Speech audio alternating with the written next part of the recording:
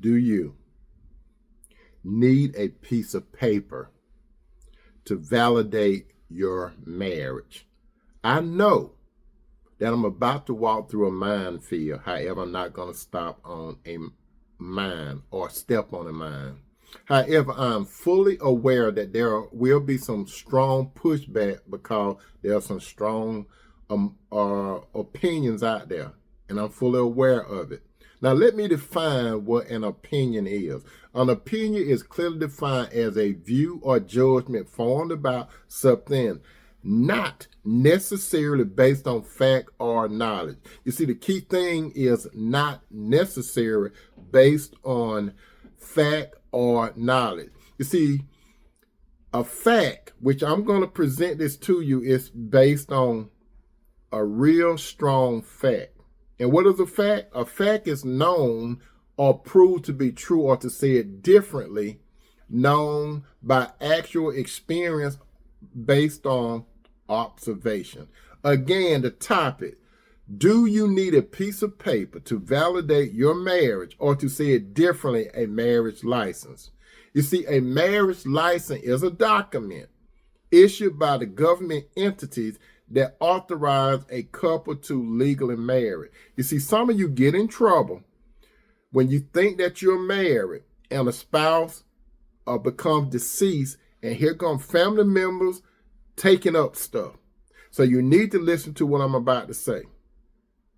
For example, if you live in the United States of America, yes, a marriage license is generally required to be legally married in the United States.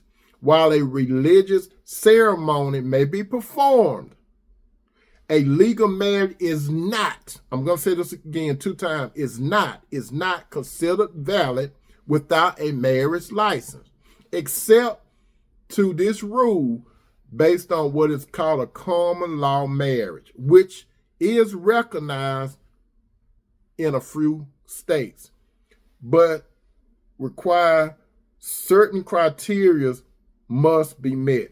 Now, what are these states that observe common law marriages? As of today, there are only 8 states and the District of Columbia that still recognize common law marriages.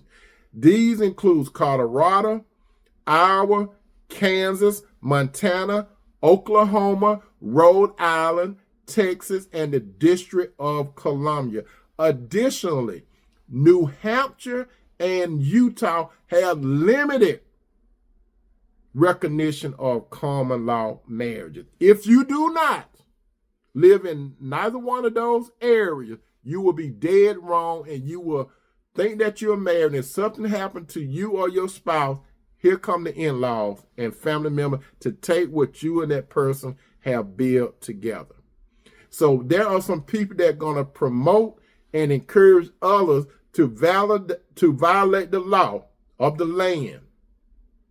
You need to go by the law of the land as long as it does not violate God's divine law. You are accountable if you mislead the flock, and you will be judged. Now listen very carefully when it comes to the law of the land, the world's law, and God's law. As it is written in the book of Romans, chapter 13, verse 1-2, and it reads, "Let everyone be subject to the government authority, for there is no authority except that which God has established," whether you agree with it or not. The authority that exists have been established by God. Coincidentally, whoever rebels against the authority is rebelling against what God has instituted. And those who do so will bring judgment on themselves. If you want to debate, I'm not here to debate with anyone opinion. However, if you want to express your opinion based on this topic, feel free to do it, but do it in a respectful way. But let me tell you this: facts always overrule any opinion. Checkmate. Remember this, believe this, say la vie, and amen.